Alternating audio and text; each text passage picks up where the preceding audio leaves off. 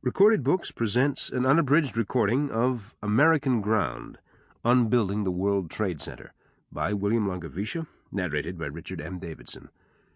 This book is copyrighted 2002 by William Langewiesche. This recording is copyrighted 2003 by Recorded Books. This is the story, as yet untold, of the people who responded to the destruction of the World Trade Center on September 11, 2001. Within days, by virtue of his integrity and excellence as a journalist, William Langewiesche secured unique, unrestricted, around-the-clock access to the site, the rescue workers and the laborers there, and the meetings of city officials, engineers, construction companies, and consultants.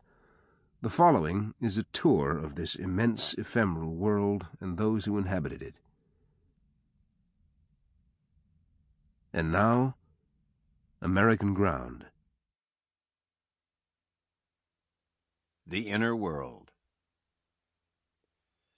When the Twin Towers collapsed, on the warm, bright morning of September 11th, 2001, they made a sound heard variously around New York as a roar, a growl, or distant thunder. The South Tower was the first to go. At 9:59, its upper floors tilted briefly before dropping, disintegrating, and driving the building straight down to the ground. The fall lasted 10 seconds, as did the sound. Many people died, but mercifully fast. 29 minutes later, the North Tower collapsed just as quickly, and with much the same result. Somehow a few people survived. For an instant, each tower left its imprint in the air, a phantom of pulverized concrete marking a place that then became a memory.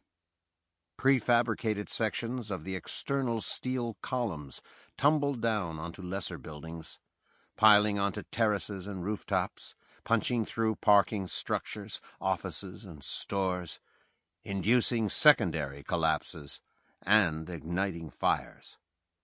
The most catastrophic effects were eerily selective. With the exception of St. Nicholas, a tiny Greek Orthodox church that dissolved in the rain of steel, the only buildings completely wrecked were those that carried the World Trade Center label. There were 7 in all, and ultimately none of them endured. Not even the so-called World Trade Center 7, a relatively new 47-floor tower that stood independently across the street from the complex, was able to escape the fate associated with its name. Though it didn't seem seriously wounded at first, it burned persistently throughout the day, and that evening became the first steel-frame high-rise in history to fall solely because of fire. There was wider damage, of course, and on the scale of ordinary disasters it was heavy. For 30 years, the Twin Towers had stood above the streets, as all tall buildings do, as a bomb of sorts, a repository for the prodigious energy originally required to raise so much weight so high. Now, in a single morning, in twin 10-second pulses, the towers released that energy back into the city.